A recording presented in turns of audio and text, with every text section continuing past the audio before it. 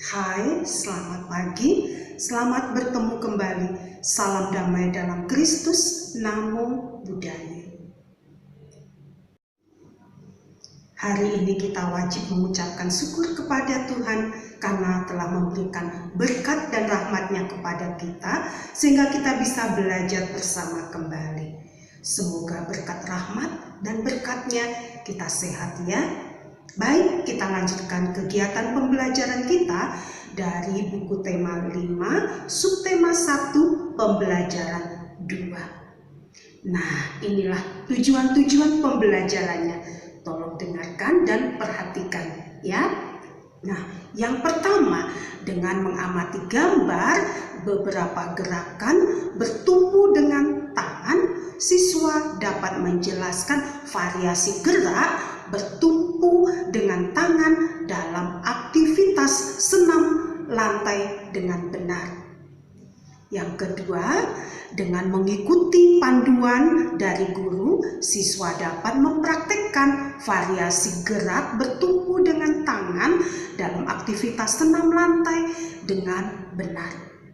Yang ketiga, dengan memilih beberapa gambar yang berkaitan dengan sila pertama Pancasila, siswa dapat menunjukkan contoh perilaku di rumah yang sesuai dengan sila pertama Pancasila dengan tepat.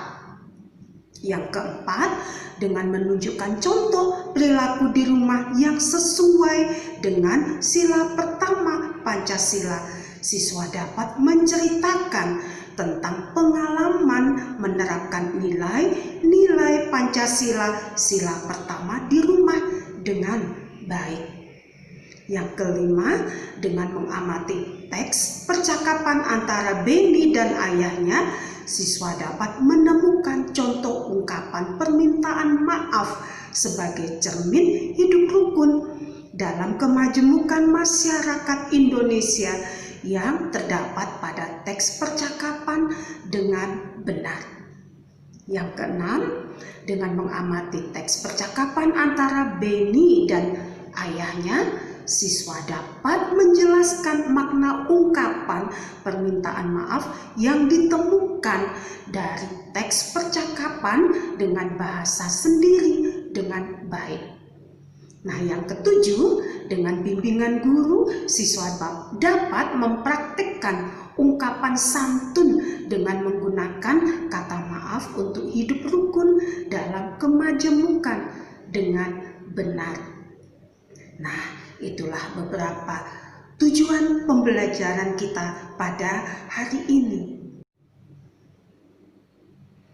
Coba kita amati gambar ini ya. Ini ada seorang anak bersama ayahnya ya, yaitu Beni, sedang melakukan senam lantai bersama. Mereka berdua melakukan senam dengan bertumpu pada kedua tangannya. Sekarang coba amati gambar tersebut dan amatilah posisi mereka. Nah, setelah itu amati juga beberapa gambar ini. Ada beberapa gerakan bertumpu dengan tangan. Gerakan ini dilakukan juga oleh teman kita Beni. Coba kalian perhatikan ya. Nah, dari pengamatan beberapa gambar tadi, cobalah kalau kalian berkumpul bersama keluarga, mungkin pada saat makan malam bersama ya, coba ajukan pertanyaan boleh kepada mama kalian atau papa kalian. Buatlah pertanyaan yang ada hubungannya dengan senam yang bertumpu kepada tangan ya, yang bertumpu pada tangan kita tadi. Coba berikan atau ajukan pertanyaan tersebut. Kemudian bagaimana jawaban dari kedua orang tua kalian ya. Nah, setelah itu coba kalian perhatikan pada gambar 1, 2, dan 3 ini. Nah, lakukanlah kegiatan ini, coba kalian lakukan sendiri ya, kalian tirukan sesuai dengan gambar ini. Nah, suatu kali Beni sedang bermain kuda-kudaan ya. Beni bermain sambil merangkak. Tanpa disengaja kakinya menyenggol sebuah guci. Guci tersebut adalah kesayangan mamanya. Tapi dengan sigap dan dengan cepat ayah Beni menyambut guci tersebut. Jadi guci tersebut sudah disambut oleh ayah Benny sebelum rebah ke lantai, sehingga guci tersebut tidak jadi pecah. Benny merasa bersyukur sekali, dan Benny juga mengucapkan terima kasih kepada ayahnya dan juga mengatakan maaf kepada ayahnya karena tidak berhati-hati ketika melakukan kegiatan tersebut. Nah, rasa bersyukur itu merupakan perilaku yang baik. Perilaku ini sesuai dengan sila pertama Pancasila. Masih ingat kalian apa bunyi sila pertama? Iya, ketuhanan yang Maha Esa. Nah, jadi Benny merasa bersyukur karena tidak jadi memecahkan guci kesayangan ibunya. Nah, coba perhatikan beberapa gambar ini. Coba kalian amati, ada beberapa gambar di sini. Coba kalian lihat dengan cermat mana dari gambar-gambar ini yang sesuai dengan sila pertama Pancasila. Nah, kalau gambar ini sesuai dengan sila pertama Pancasila, kalian beri contreng ya di bawah gambar ini.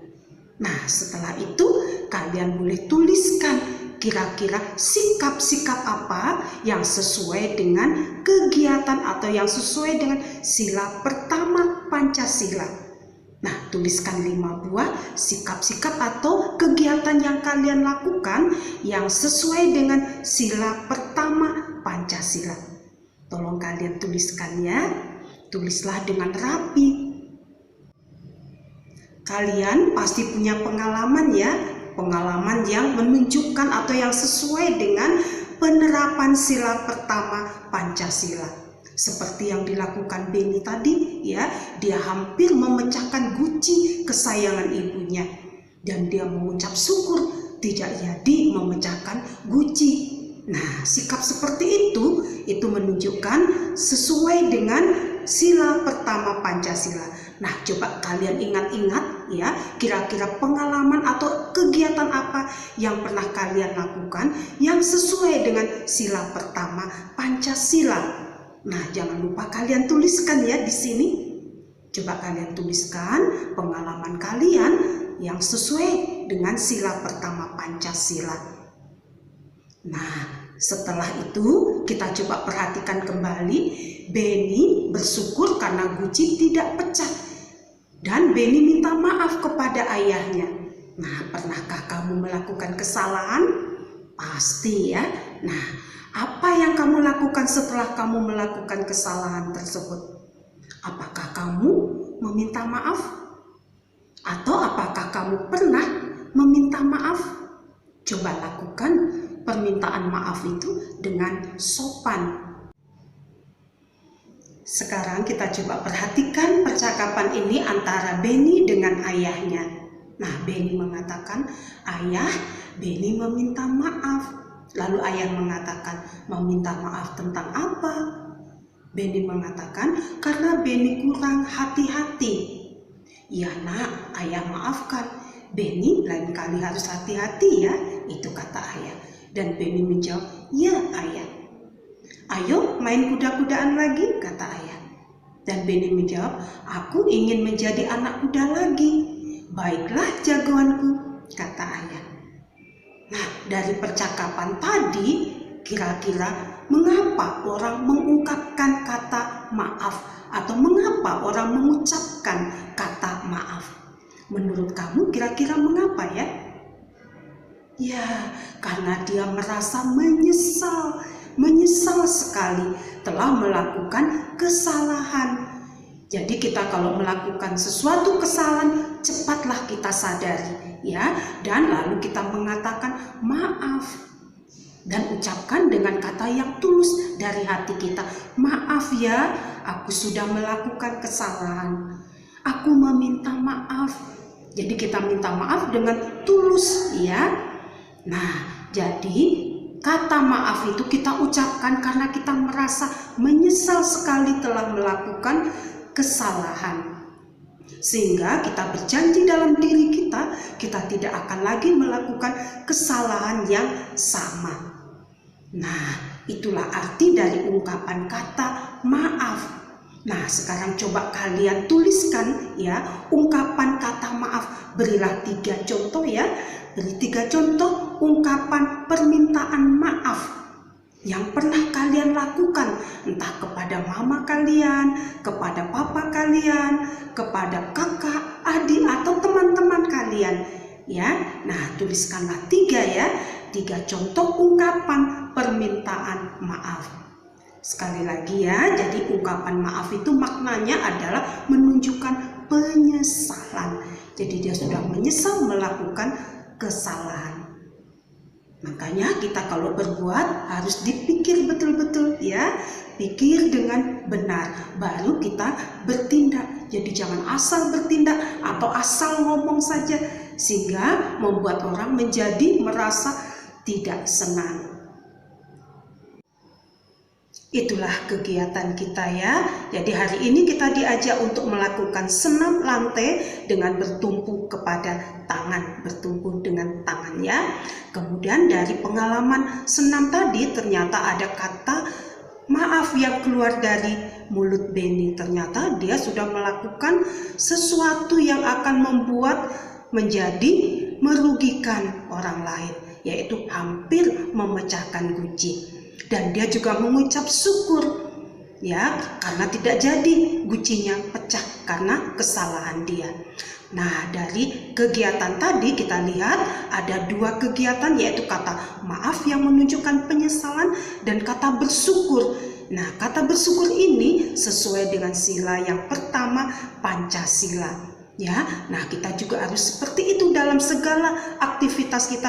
Jangan lupa kita mengucapkan syukur ya kepada Tuhan yang telah menciptakan kita, telah memberikan berkat dan karunia-Nya kepada kita. Nah, kemudian kita juga diajak untuk mendengarkan percakapan. Jangan lupa kalian nanti tetap berlatih membaca ya. Kalian baca percakapan tadi harus dengan suara yang baik dan suara lafal dan intonasi yang jelas. Nah, setelah itu kita juga diminta untuk melihat sikap-sikap yang sesuai dengan sila pertama Pancasila. Baiklah, kegiatan kita cukup menarik hari ini ya. Nah, tolong diingat, kalau kita bertindak harus dipikir dulu ya. Jangan asal bertindak saja atau kalau bicara juga asal bicara saja. Kita harus bertindak dan berbicara dengan santun sehingga orang menjadi senang kita ajak bicara ya. Baik, kegiatan kita cukup sampai di sini. Sampai jumpa. Bye.